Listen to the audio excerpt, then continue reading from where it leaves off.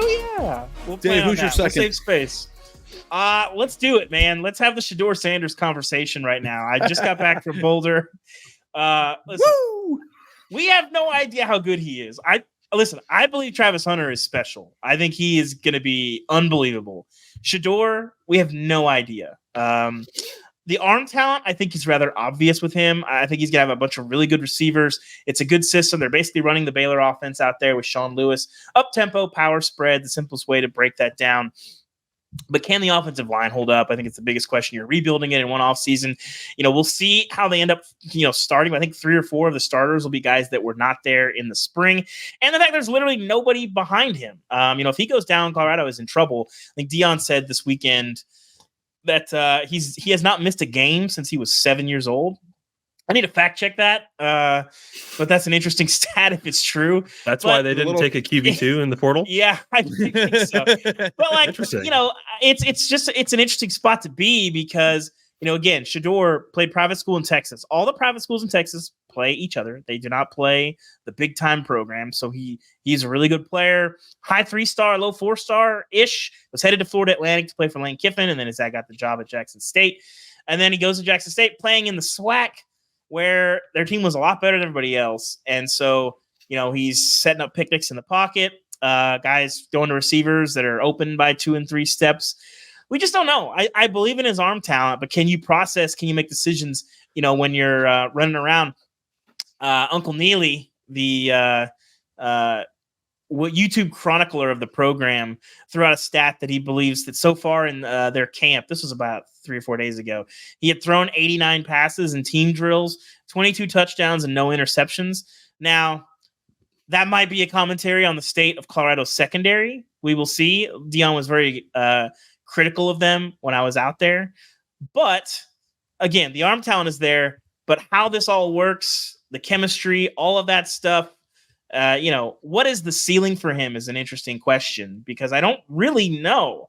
Like if you told me he played his way into the first round conversation,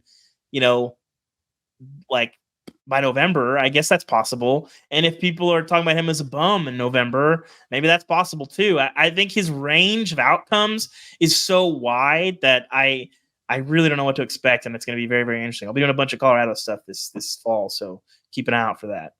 All right, I have a little game for you here, David. Okay. Here's what I'm going to offer you. If Shedeur Sanders, let's say Shedeur Sanders finishes the season with 3,200 passing yards on 64% passing, 28 total touchdowns, 9 interceptions. He plays all 13 games. Like, would you take that right now if you're Colorado? Yeah, I think so. I think that's all. I think those are all reasonable numbers. I mean, this offense, again, like... Do you want to know where really I came up with those? Please tell me. That's Cameron Ward last year at Washington State. All right. I looked that up because he made the jump from FCS as well, Mm-hmm. I think it's possible. I think that was a bit of a more stable situation, probably. Yeah. Team with a winning record. The conversation around him is interesting because I don't know how good he is, but the idea that he's like a Nepo baby is really silly. Like, and I think Deion, he bristled at that. Somebody asked a question about the backup quarterback, and Deion was like, well, now you can't say it like that. Go watch the clip if you haven't seen it. It's very funny. Like, most Deion press conferences are theater in their own way. So, could Deion have tried to get a better quarterback out of the portal? I don't know. I certainly know he didn't try. We've never seen a coach introduce his starting quarterback at his introductory press conference. That's new. So it may not matter. I think there's a trust there. I think that does matter. Like, his only coach Shedeur's ever had is Deion. So it's just a fascinating situation that a lot of people are going to be watching. I had him on my list too. I almost didn't because they're going to stink. And I couldn't leave him off. You know what I mean? Like, it's just like everything you said. What's it going to look like and how's it going to go? I mean, and how good is he? Are 3 questions that, in the most intriguing coaching change ever, maybe. Him being Deion's son, like you can't be, he's on your list too, Max, I assume, or is he not? Dave already said he was going to be on the list, so I thought I'd throw in some extra names here.